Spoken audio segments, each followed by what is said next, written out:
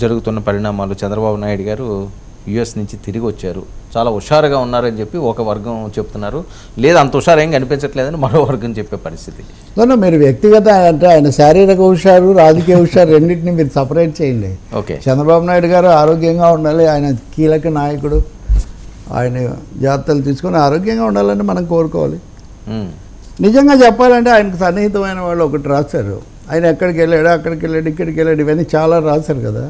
చంద్రబాబుకు సంబంధించిన అంశాలు చాలా జాగ్రత్తగా రాసే ఒకరు ఏం రాశారంటే ప్రతిసారి కూడా ఆయన ఆరోగ్యం కోసం కొంతకాలం వెళ్ళి ఒక చోట ఉండొస్తారు, అది ఎక్కడికి వెళ్తారు ఎక్కడ అనేది అంతగా తెలియదు, దాన్ని ఆయనకు అవసరము ఆయన ఆరోగ్యరీత్యా అది దాని గురించి రెండో మాట ఏం లేదు కదా. సో ఖచ్చితంగా ఆరోగ్యం కాపాడుకోవాలి. రాజకీయంగా అంటారా, మీ దగ్గరే విన్నాను నేను, బహుశా మీ చర్చలోనే విన్నట్టున్నాను, వర్మ మీట్స్ వర్మ అని పిఠాపురం వర్మ చెప్తున్నట్టున్నారు కదా, నిన్న కలిసి వచ్చారు. అవును, ఏమన్నారు, బాగున్నారా, చాలా హ్యాపీగా ఉన్నారు, చాలా కాన్ఫిడెంట్గా ఉన్నారు గెలుపు మీదని. వెల్ అండ్ గుడ్ కదా. అది ఇప్పుడు డెఫినెట్గా అండి చాలామంది ఇప్పుడు సోషల్ మీడియాలో కుర్రాళ్ళు ఏదో వాళ్ళు సోషల్ మీడియా ఆర్మీస్ అంటే వేరే విషయం, కానీ అనుభవంతో పండిపోయిన వాళ్ళు మీడియా సంస్థలు రాజకీయవేత్తలతో సన్నిహితంగా ఉన్నవాళ్ళు కూడా ఇలా చెప్తున్నారు, అలా చెప్తే మొహం ఎక్కడ పెట్టుకుంటారు, ఇలా అయితే ఏమైపోతారు, ఎవరు ఏమైపోతారు సార్, ఎవరు ఏం కారు సార్, ప్రజాస్వామ్యం సురక్షితంగా ఉంటుంది, విజేతలు ఉంటారు పరాజితులు ఉంటారు. ఇప్పుడు 23 స్థానాలు వస్తే చంద్రబాబు నాయుడు గారు గతసారి ఆయన పార్టీ చేసి ఏదైనా ఇదయ్యారా, లేకపోతే బీజేపీకి 1984లో 2 స్థానాలు వస్తే అద్వానీ వాజ్పేయి అందరూ ఓడిపోయారు, ఏమైంది తర్వాత వాజ్పేయి దేశాన్ని పాలించలేదా. కాబట్టి సర్వేలు లేకపోతే ఇంకొకటి వాటి మీద హెచ్చు తగ్గులు ప్రతిదీ ఒక్కరే కదా గెలుస్తారు ఎన్నికల్లో. ఇంకొక ముఖ్యమైన విషయం అంటే మన దేశంలో ఉన్న majority voting system, that is plurality of votes అంటారు, ఎవరికి ఎక్కువ ఓట్లు వస్తే అక్కడ వాళ్ళు గెలుస్తారు. కాబట్టి ఈ లెక్కలు ఇవన్నీ కూడా 4వ తారీఖు వరకే అనుకోవాలి, తర్వాత మళ్ళీ ప్రజల తీర్పును ఆమోదించి గౌరవించి అటువైపు వెళ్ళాల్సిన పరిస్థితే. చంద్రబాబు దగ్గర మరి ఏం సమాచారం ఉందో తెలియదు మనకు. కాకపోతే నిరుత్సాహమో లేకపోతే ఇంకొకటో అని ఎందుకు అంటారంటే ఇప్పుడు నేను మొన్న అన్నాం కదా, ఇప్పుడు ఉదాహరణకి ఎన్టీఆర్ గారి జయంతి వచ్చింది, సో అన్నగారి ఆశీర్వాదం తీసుకొని మరొకసారి అధికారానికి ఇట్లాంటివి ఒక ఆ పార్టీ నుంచి ఎవరైనా ఆశించవచ్చు, లేకపోతే ఇంకొక విధంగా కూడా ఆ స్వాగతంలో కూడా అది అవన్నీ అంతగా రిఫ్లెక్ట్ కాలేదు. మరి రేపు ఏమైనా కవరప్ చేసుకోవచ్చు వాళ్ళు, ప్రతిదాని మీద వ్యాఖ్యానం చేస్తారు సార్ డెమోక్రసీ, అందులో ఇంకా వేరే ఇదేం లేదు, దానికి ఎవరేం బాధపడే ఉపయోగం లేదు, బాధపడినా ఏం చేసేది లేదు, ఏం లేదు, అది అంతే, ఒకడే గెలుస్తాడు. అవును, అది ఎక్కువతో గెలుస్తాడా తక్కువతో గెలుస్తాడా అదంతా తర్వాత సంగతి. కాబట్టి దానికి అందరికీ తెలియదా, వీళ్ళందరికీ తెలియదా, ఈ కామెంట్స్ చేసే వాళ్ళకు మొహం ఎక్కడ మొహం ఇక్కడే పెట్టుకుంటారు, ఎవరైనా కానీ అందరూ మొహం అలాగే పెట్టుకుంటారు, రాసినవి తప్పు అయితే పలానా విధం అంటారు, పాఠాలు నేర్చుకోవాలి, ఇంకొక స్ట్రగుల్కి అదే కదా స్పోర్ట్స్మెన్షిప్ అంటే. దాని బదులు ఈ సవాళ్ళు ఏంటి, ఈ పిచ్చి ఏంటి, కొంత తగ్గాల్సిన అవసరం ఉంది, ఈ అసహనం. చంద్రబాబు గారు ఆ విషయం ఆయనకంటే ఎవరు ఆరి తేరిన వారు కదా, కాబట్టి మీ పిఠాపురం వర్మ కలిసినప్పుడు ఆయన హుషారుగా ఉండొచ్చు. సార్ ఏంటి ఎగ్జిట్ పోల్స్లో క్లారిటీ వస్తుందా నార్మల్గా, ఎందుకంటే ఎక్కువ సార్లు వస్తుంది 90%, అంటే తేడా కొంచెం అయ్యాయి, మిస్ అయినా కూడా తమిళనాడులో యూపీలో ఉన్నాయి, కానీ ఎక్కువ సార్లు దగ్గరగా ఉంటాయి. అంటే వెంటనే ఓటేసి బయటికి రాగానే అంత అంత అవాస్తవం చెప్పడానికి సిద్ధపడరు. అనేక సార్లు ఓరల్గా కూడా అడగరు, ఒక బటన్ నొక్కితే ఇది అవుతుంది, మీరేం నొక్కదలుచుకున్నారో నొక్కండి అన్నట్లు, ఎవరు ఏది నొక్కారో కూడా వీళ్ళకేం తెలియదు. అంతకుముందు సర్వేలు అప్పుడేమో వివరాలు వాళ్ళ డేటా ఇవన్నీ తీసుకుంటారు కదా. ఎగ్జిట్ కొంచెం డిఫరెంట్ మెథడ్స్ ఉన్నాయి అందుకే. సో శనివారం నాడు నైట్కి ఒక క్లారిటీ వచ్చేస్తుందా? దాదాపు ఇప్పటికే క్లారిటీ ఉందేమో అంటే, ఎందుకంటే నేను ఉదయం ఒక ఐటెం చేసా సరదాగా, ఎగ్జిట్ మీద ఎగ్జిట్ అని. ఎగ్జిట్ మీద ఎగ్జిట్ ఈరోజు ఒక పత్రికలో వార్త రాశారు. ఆ వార్త ఏంటంటే ఎగ్జిట్ పోల్ ఫలానా పార్టీకి అనుకూలంగా తెప్పిస్తున్నారు అని. అని ఎగ్జిట్ అసలు ఆ పత్రికలో ఏముంది, దాన్ని ముందే తెప్పిస్తున్నారని వీళ్ళకెలా తెలిసింది? ఇదిగోండి, సర్వేలో అనుకూలంగా ఉండేలా ప్లాన్ అంట. ఇది వద్దులేని మళ్ళీ వాళ్ళు ఫీల్ అవటం ఇది ఎంత ఎందుకని. ఏపీ వరకు మాత్రం వైసీపీ గెలవబోతుందని చెప్తే చాలని వారితో బేరాలు జరుపుతున్నారని అంటున్నారు. ఒకరిద్దరు సర్వే సంస్థల నిర్వాహకులను కూడా వారు సంప్రదించినట్లు సమాచారం. ఇందులో ఒక సర్వే సంస్థ నిర్వాహకుడు ఇప్పటికే తన డీల్ ఖరారు చేసుకున్నట్లు చెబుతున్నారు. జూన్ 1 సాయంత్రం టైంలో ఎగ్జిట్ ఫలితాలు విడుదల చేయబోతున్నాయని, వైసీపీకి అనుకూలంగా తమ సర్వే వచ్చిందని ఆ నిర్వాహకుడు ఇప్పటికే లీకులు ఇస్తున్నాడంట. వీళ్ళకి ఎవరికి ఇచ్చారో మనకు తెలియదు. అంటే ఎగ్జిట్ మీద ఎగ్జిట్ ఇది ఆయన ఎగ్జిట్ ఇవ్వబోతుంటే అది ఆ ఎగ్జిట్ ఇలా ఉండబోతుంది ఇలా తెప్పి ఇంత ఆతృత ఇంత అసహనం ఎందుకండి? ఎగ్జిట్ మీరు అన్నట్టుగా ఎగ్జిట్ రాగానే ఎవరిని వెళ్ళి ప్రమాణ స్వీకారం చేయించారు కదా. కాబట్టి ఇంకొక మాట కూడా మనము ఎగ్జిట్ సంస్థ మీరు సర్వే సంస్థలు అంత మూర్ఖంగా ఉంటాయండి. ఈ ఒక్కరోజుకు డబ్బులు తీసుకొని వర్మకు అనుకూలంగా చెప్పేస్తే ఒకవేళ అది అటు ఇటు అయితే రేపు పొద్దున వాళ్ళ భవిష్యత్తు వాళ్ళ వ్యాపారము అవన్నీ ఉండవా? కాబట్టి వాతావరణం అంత దారుణంగా తయారైంది ఇప్పుడు. కాబట్టి అదేం కాదు, ఇస్తున్నారు మొత్తానికి 1వ తారీఖు. వాస్తవంగా నిన్నైతే ఒరిస్సాలో నంది ఘోష అనే వార్త అనే మీడియా ఛానల్ నవీన్ పట్నాయక్ గెలుస్తున్నట్టు ఎగ్జిట్ పోల్ ఇచ్చేసింది. దానికి నోటీస్ కూడా ఇచ్చారు. ఎన్నికల సంఘం ఏం చర్య తీసుకుంటుందో మనకు తెలియదు, కానీ వాళ్ళు ఎగ్జిట్ పోల్ అనే పేరుతోనే ఇచ్చారు. మన దగ్గర అలా కాకుండా అంచనా అని, స్టడీ అని, అభిప్రాయం అని, ఇంకొంతమంది ఏమో కెన్ విన్ అని ఇస్తున్నారు, అంటే గెలవగలదు అని. ఎగ్జిట్ పోల్ అనే మాట మటుకు వాడకుండా ఇవన్నీ చేస్తున్నారు. ఇవి జరుగుతున్నాయి, సందేహం ఏం లేదు. అట్లాంటి 1-2 నా దగ్గర కూడా ఉన్నాయి. మీ దగ్గర అన్నీ ఉంటాయి కానీ కొన్ని బయటకు వస్తాయి.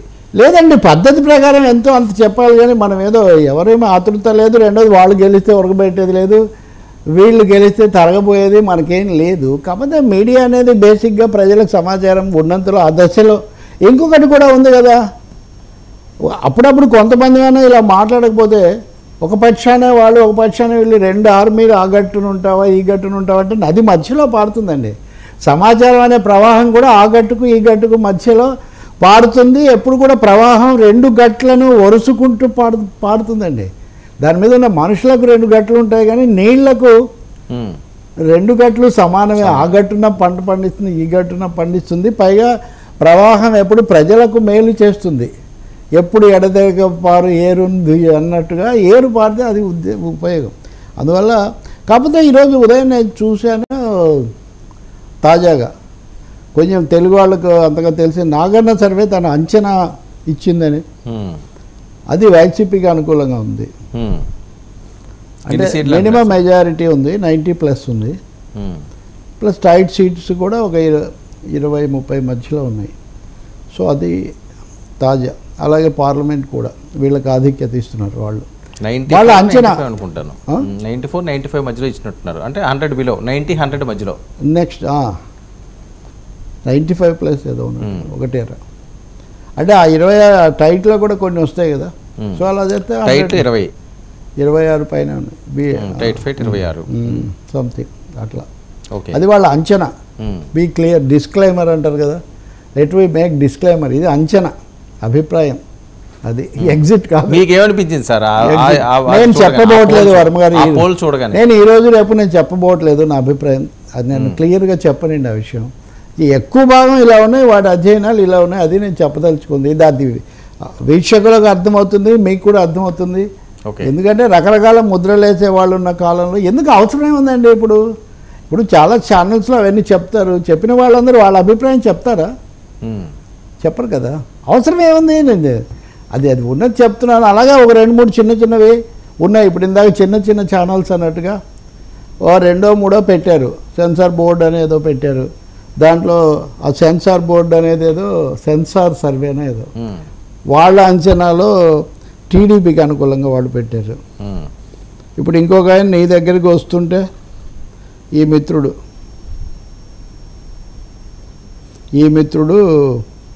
లిస్టు పెడుతున్నాడు పెద్దది, నియోజకవర్గాల వారీగా.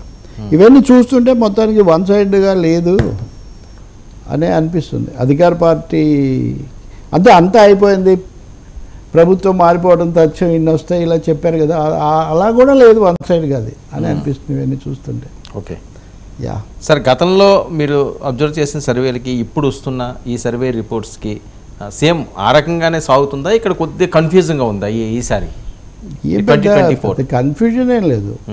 అంటే 2-3 విషయాలు అయితే ఏ స్టడీ చేసినా స్పష్టంగా కనిపిస్తున్నాయి కదా, తేడా అంతా ఎక్కడ వస్తుందని తప్ప. ఇప్పుడు రాయలసీమ మీద బయ్యంలో రాయలసీమ జగన్, గోదావరి పవన్ ప్రభావాలు అని అనుకుంటే మిగిలిన చోట్లనే ఏంటి అని. అవును, ఉత్తరాంధ్రలో డివైడెడ్, కృష్ణా గుంటూరులో హోరాహోరీ. ఇది ఫినామినా. మీరు 5 ప్రాంతాలుగా తీసుకుంటే ఒక ప్రాంతంలో ఒక పార్టీకి ఆధిక్యత ఉండొచ్చు అని అందరూ దాదాపు ఏకీభవిస్తున్నారు. మరి ఎక్స్ట్రీమ్ ఇటువైపు ఉన్నవాళ్ళు తప్ప అక్కడ కూడా ఇన్ని వస్తాయని చెప్పేవాళ్ళు లేరు. గోదావరి జిల్లాలో జనసేనను కలుపుకోవడం వల్ల చంద్రబాబు నాయుడు చాలా కీలకంగా 34 నియోజకవర్గాల్లో ఎక్కువ ప్రభావం చూపించవచ్చు. అయితే అస్సలు రావు అనే మాట కూడా భావించట్లేదు. ఎన్ని తక్కువ రావచ్చు బాగా, బట్ అది ఖాతాలో ఇక్కడ ఏడుస్తున్న పరిస్థితి.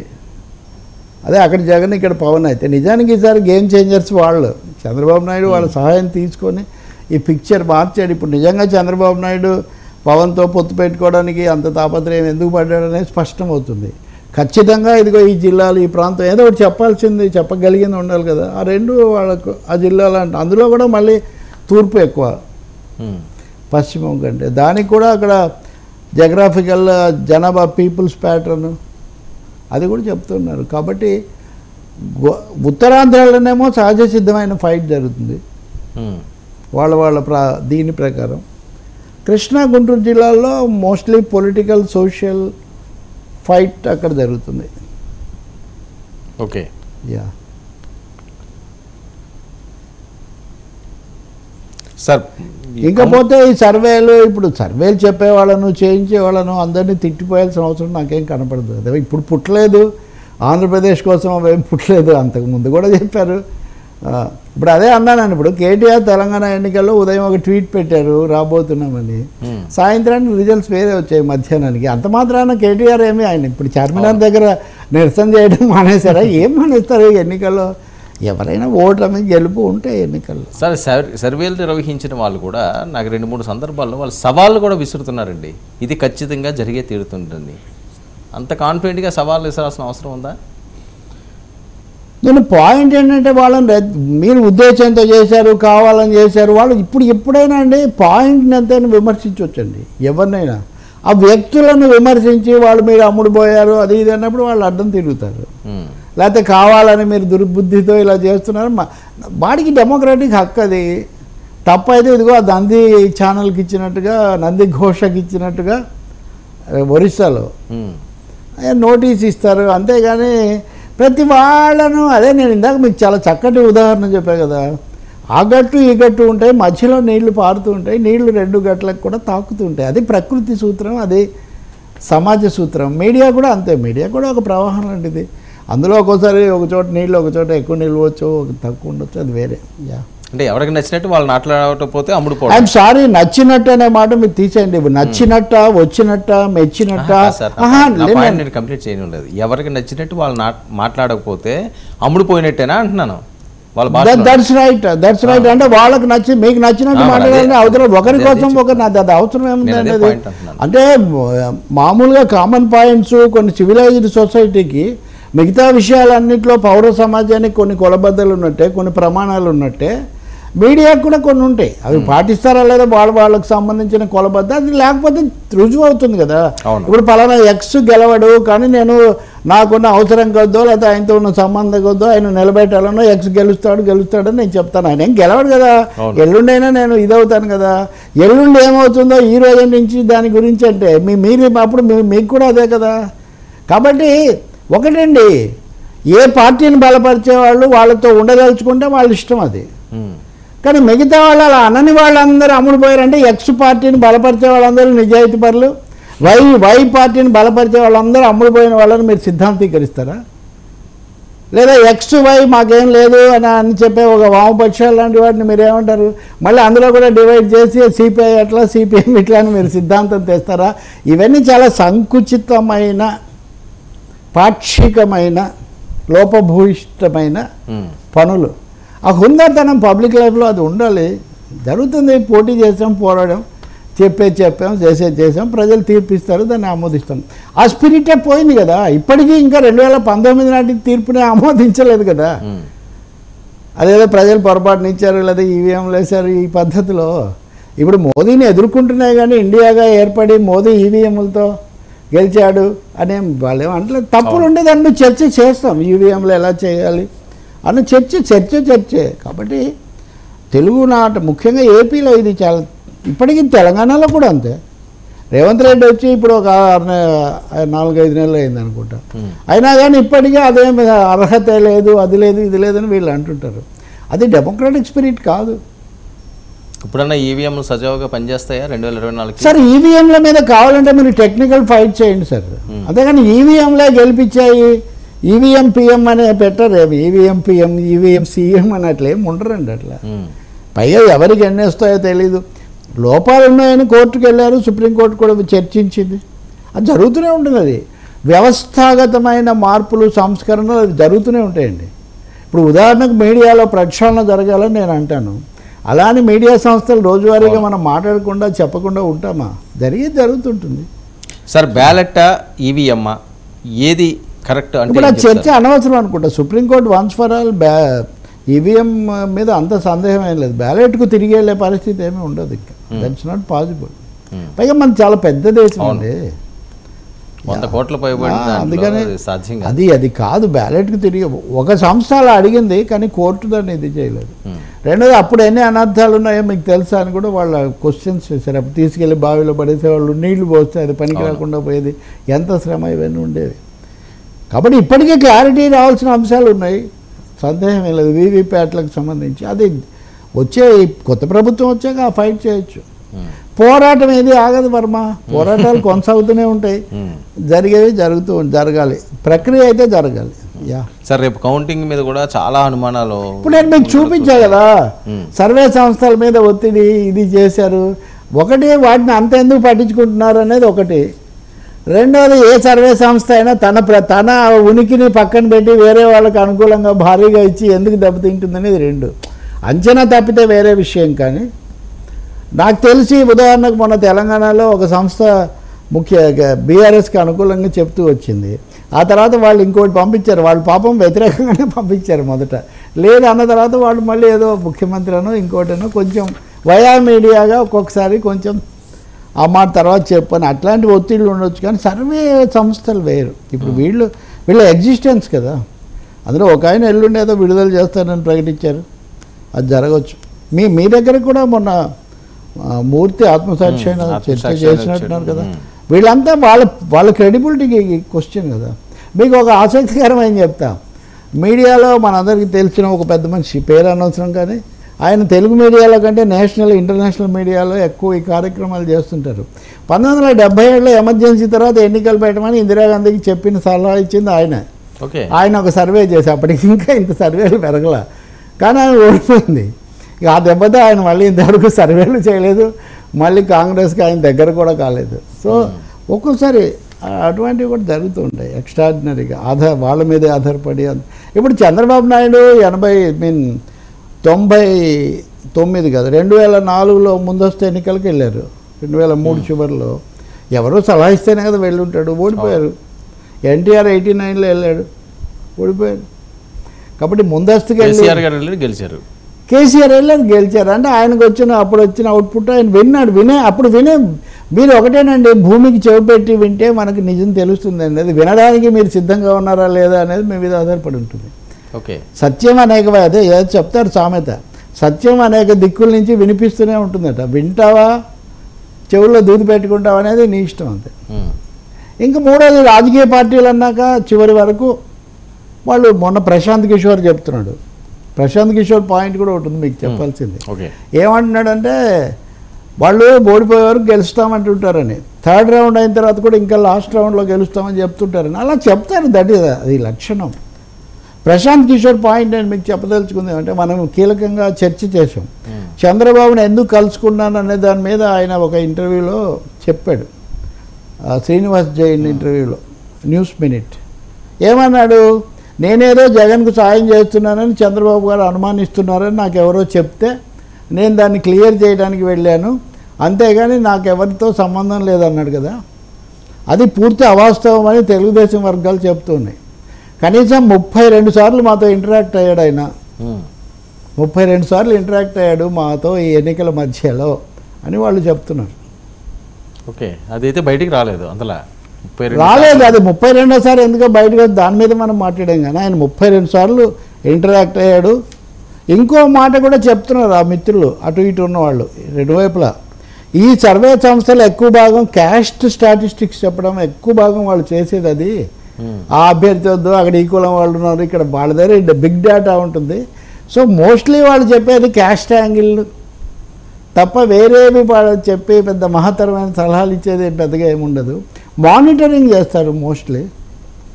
ఇప్పుడు ఐపాక్ కుర్రాళ్ళు ఉన్నారనుకోండి, వైసీపీ వాళ్ళు 5 పత్రాలు ఫిలప్ చేయించుకున్నారు.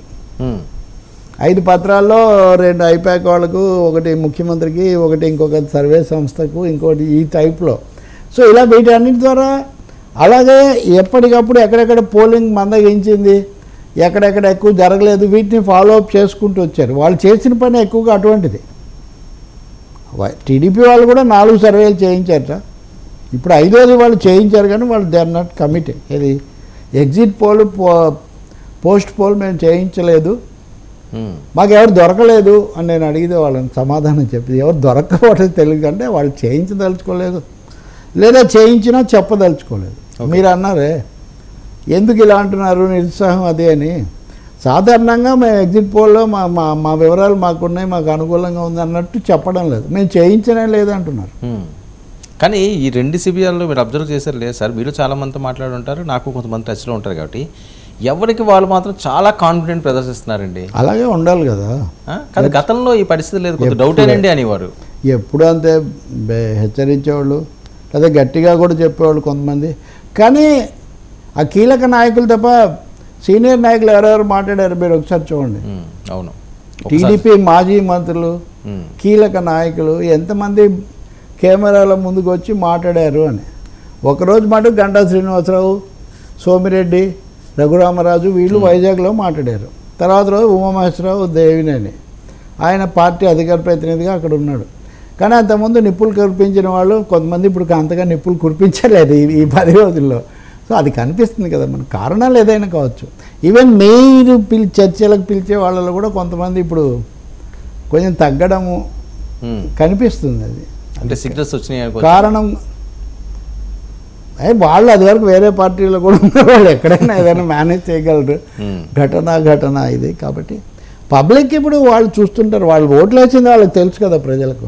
అవును, అందుకని సార్ మెగా బ్రదర్ మరొకసారి ఒక సందేశం ఇచ్చారు. మరొకసారి కాదు, చాలా కాలం తర్వాత. Correct it right, okay. చాలా కాలం తర్వాత అంటే ఎలక్షన్లో ఆయన యాక్టివ్. అవునండి, పోలింగ్ అయిపోయిన రోజు దాదాపు మానేశాడు ఆయన. ఈ వారం రోజుల్లో ఆయన ఏమి. సరే విన్నారు కదా, చెప్పండి ఎలా చూడాలి ఏమని కామెంట్. ఏ జాగ్రత్తగా ఉండాలి, అల్లర్లు సృష్టిస్తారు ప్రతి రోజు వింటున్నాం కదా. సరే మరోసారి అని మీరు అన్నది నిజమే, మరోసారి అదే హెచ్చరిక చేశారు. ఇదే హెచ్చరిక ఆయన 2-3 సార్లు కూడా చేశారు. నేను ఆయన బలపరుస్తాను, తప్పకుండా ఎలాంటి అల్లర్లు శాంతి భద్రతలకు విఘాతం కలగకుండా చూడండి, మంచిదే కదా అది. అంటే అన్ని పార్టీల నుంచి ముఖ్య నేతలు ఈ రకమైన మెసేజ్ ఇవ్వాలి, పరిస్థితి బాగాలేదు, రేపు ఇంకా ఎక్కువ అల్లర్లు జరగచ్చు అన్నది ఒక టెన్షన్ అందరిలో. సార్ నాకు ప్రజల మీద అపారమైన నమ్మకం ఉంది సార్. ఏదో రాజకీయ పార్టీలు మ్యానిపులేట్ చేసి మొత్తం తలకిందులు అయితే ఏం చేయలేవు. మీరు కావాలంటే చెప్పండి. Let we believe in people అండి.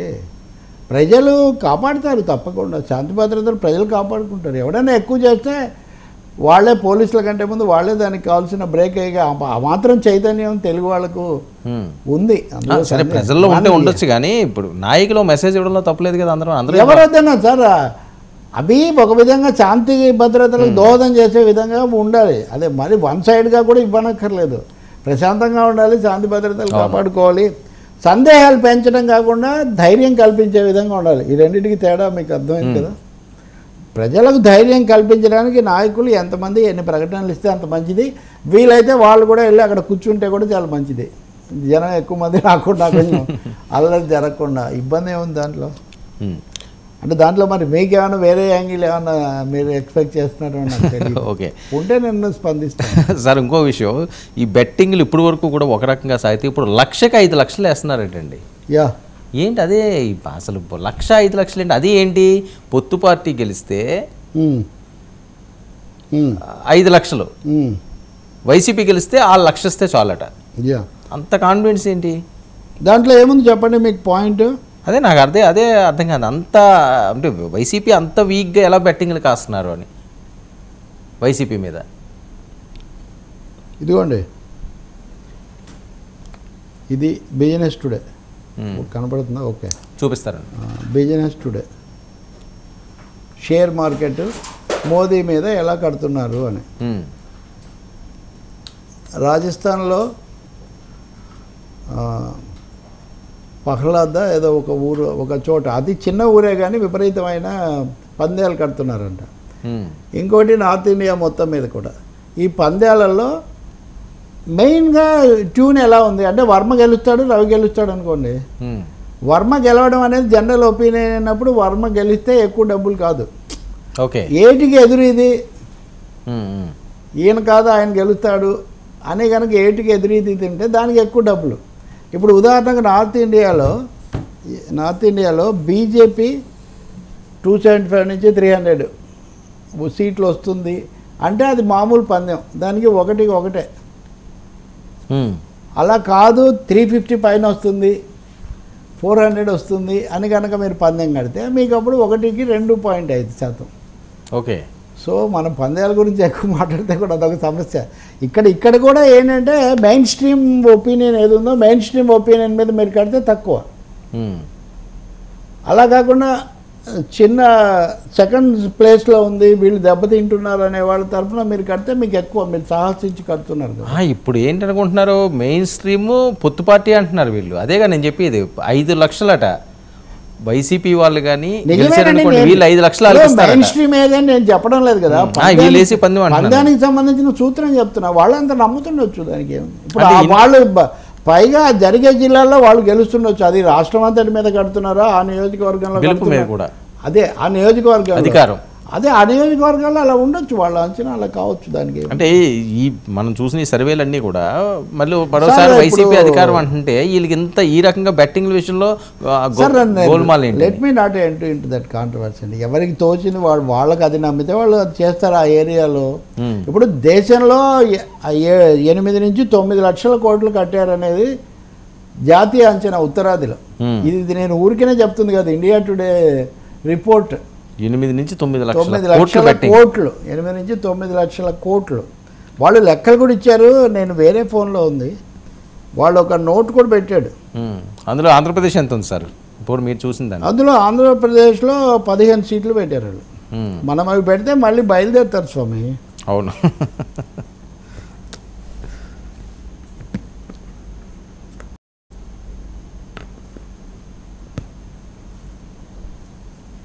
కాబట్టి వద్దు, మనం అది జరుగుతుంది భారీగా. అందుకని అదే ప్రధానం అనుకునే వాళ్ళు కూడా ఉండొచ్చు. నేను కూడా విన్నాను అది, ఇటువైపు కట్టేవాళ్ళు ఎక్కువగా ఉన్నారు అని. అది ఇప్పుడు 2 విషయాలు చూడాలి మీరు పందేలను గురించి మీరు చర్చ చేస్తున్నప్పుడు జూద శాస్త్రం ప్రకారం దాన్ని మీరు చర్చ చేయాలి. ఓకే, జూద శాస్త్రం వేరు, రాజకీయ శాస్త్రం వేరు. జూద శాస్త్రం జూదగొండి దేని మీద ఎక్కువ కడిస్తే ఎక్కువ డబ్బులు వస్తాయి, ఛాన్స్ తగిలితే చాలు, ఛాన్స్ తగిలితే ఈ దెబ్బతోటి మన కరువు తీరవచ్చు అంటే పోతే అనుభవం వచ్చు అంటాడు వాడు. కాబట్టి జూద శాస్త్రంలో అదొక సూత్రం మీరు చెప్పేది, ఒకదాని మీద చాలా ఎక్కువగా కాయటం. రాజకీయ అంచనాలు వేరే, రెండింటిని కలగపులం చేయొద్దు మనం. వీలైనంత వరకు జూదగొండలు వేరే చూసుకోవచ్చు, ఈ టాపిక్లో దిగి వాళ్ళు ఇబ్బంది పడొద్దని మనం కోరుకోవాలి. కానీ 8-9 లక్షలు అన్నది ఇండియా టుడే 8-9 లక్షల కోట్లు మారుతున్నాయి అనేది. వాడొకడైతే డాక్టర్ వివేక్ అనే ఆయన అయితే ఒక జాబితా కూడా విడుదల చేశాడు. ఇది మా సట్టా బజార్ యొక్క లెక్క, ఇది ఈ పార్టీలకు ఇన్ని వస్తాయి, దీన్ని మించి మీరు కనుక చేస్తే మేము మీకు అది నేను ఇది అయిన తర్వాత మీకు ఇస్తాను. That is their money control పత్రికలో వచ్చింది అది కూడా. సార్ ఇంత పబ్లిక్గా మీడియాలే రాస్తుంటే దీన్ని అరికట్టలేరా? అరికట్టడం వాళ్ళకి కావాలి కదా, వాళ్ళ వ్యవహారమే అది కదా. వాళ్ళు కావాలని ప్రోత్సహిస్తుంటే వాళ్ళు ఎందుకు అరికడతారు? లీగల్ కాదు కదా ఇది బెట్టింగ్ అన్నది. కొన్ని రాష్ట్రాల్లో లీగల్, కొన్ని రాష్ట్రాల్లో లీగల్, ఓకే, కొన్ని రాష్ట్రాల్లో కాదు, అది రకరకాలు. వాడు ఒక జాబితా కూడా ఇచ్చాడు. వాడు ట్విట్టర్లో పెట్టాడు. ఓకే, ట్విట్టర్లో ఈ పార్టీలు ఇలా వస్తాయని మేము ఆశిస్తున్నాం. నేను కాదు, ఇది హిందీ వెర్షన్ ఉంది. ఇగో ఇదంతా ఉంది, ఇవన్నీ అవే Hindi version. Okay, money control paper మీరు తీసుకుంటే మీకు తెలుస్తుంది. చెప్పండి. సో ఇంకొక 2 రోజులు వెయిట్ చేయాలి. ఇవన్నీ అవేనండి. 2 రోజులు వెయిట్ చేయాలి మీరు, సాయంత్రం వరకు. అప్పుడు ఎంతో కొంత ఒక కొంత సంకేతం వస్తుంది బ్రాడ్గా. మరీ తలకిందులు అయిన సందర్భాలు చాలా తక్కువ.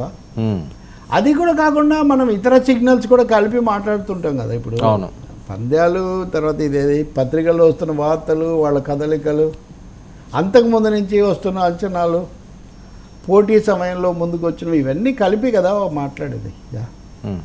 సరే, ఏంటి విభజన చట్టంలో ఉన్న అంశాలన్నీ కూడా ఇంకా కౌంట్ డౌన్కి వచ్చేసింది. మరి కొన్ని గంటల్లోనే 10 సంవత్సరాల ఇంకొకటి కౌంటింగ్కి ఇప్పుడు సిద్ధం అవుతున్నారు. నిన్న సజ్జల రామకృష్ణారెడ్డి అన్నాడు, ఈరోజు చంద్రబాబు మాట్లాడుతున్నట్టున్నారు, రేపు కూటమి పార్టీలు అంటున్నారు.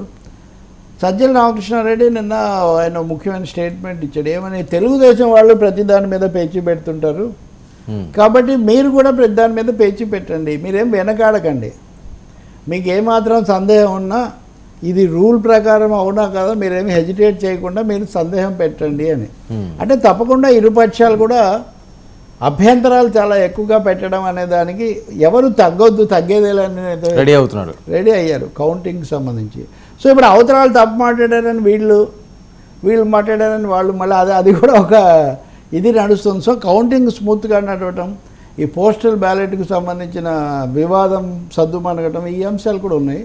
రేపు పోస్టల్ బ్యాలెట్ లెక్కింపులో వివాదాలు పైగా ఎక్కువగా దాదాపు 5 లక్షలు ఉన్నాయి కాబట్టి పోస్టల్ బ్యాలెట్ పాత్ర లేట్ అవుతుందేమో, బాగా కొంచెం అదే 10:30-11 అని అవుతుంది. కాబట్టి రేపు అయితే మనకు మామూలుగా ఇట్లా కూర్చుంటే 10 గంటలకు 10:30కి అట్లా ఒక బ్రాడ్గా ఏదో మార్జిన్స్ వచ్చాయి. టేబుల్స్ కూడా ఎక్కువ పెడుతున్నారు.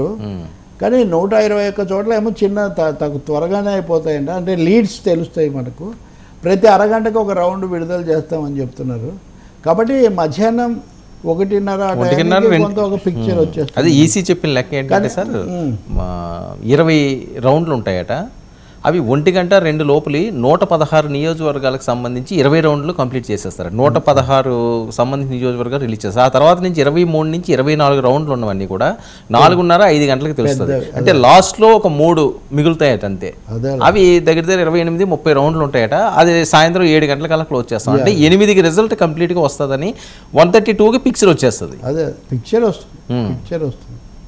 రెండోది ఆ ఆధిక్యతలు ఏ స్థాయిలో ఉన్నాయన్నది కూడా మనం నిర్ణయించుకుంటాం. అవును, ఇప్పుడు పోటాపోటీగా 2వ రౌండ్లో మరి 3వ రౌండ్లో అట్లా ఉన్నాయనుకోండి. అలా కాకుండా ఓవరాల్ ట్రెండ్ ఒకటి ఉంది అనేది అర్థమైతే అప్పుడు వేరే ఉంటుంది. అప్పుడు దాని మీద ఆధారపడి ఉంటుంది టైం. ఇప్పుడు ట్రెండ్స్ క్లియర్గా ఉన్నాయనుకోండి, అప్పుడు తొందరగా ప్రజలు తేల్చేసుకుంటారు. ఇంకా చూసుకుంటారు, అంతే కదా, అయిపోయింది. ఇంట్రెస్ట్ తగ్గిపోతుంటుంది. ఈవెన్ మన చర్చల్లో కూడా అంతే, వన్ సైడ్ అయితే ఒక విధంగా ఉంటుంది, మారిపోతుంటారు. కానీ ఎవరికి నచ్చినట్టు వాళ్ళు ఇప్పుడు మీడియాలో హైప్ చేస్తుంటాయి కదండి. నిజం కొంతమంది చెప్పే పరిస్థితి ఫలితాల రోజు అది పెద్దగా ఇంకా సాధ్యం కాదు. అక్కడ స్టూడియోలో వాళ్ళ తరఫున కూర్చున్న వాళ్ళు ఖచ్చితంగా ఏదో అరుస్తూ ఉంటారు కానీ ఓడిపోతున్నా కానీ. బట్ జనరల్గా counting day belongs to the winner అండి. బేసిక్గా ఎవరైతే విజేతలో వాళ్ళకి సంబంధించిన ఉత్సాహము లేదా వాళ్ళని అడగడం అది బాగా పెరుగుతుంది. చాలాసార్లు అసలు ఆఫీసులో మనుషులు కూడా ఉంటారు అప్పుడు. అవును, ఓడిపోయిన పార్టీలో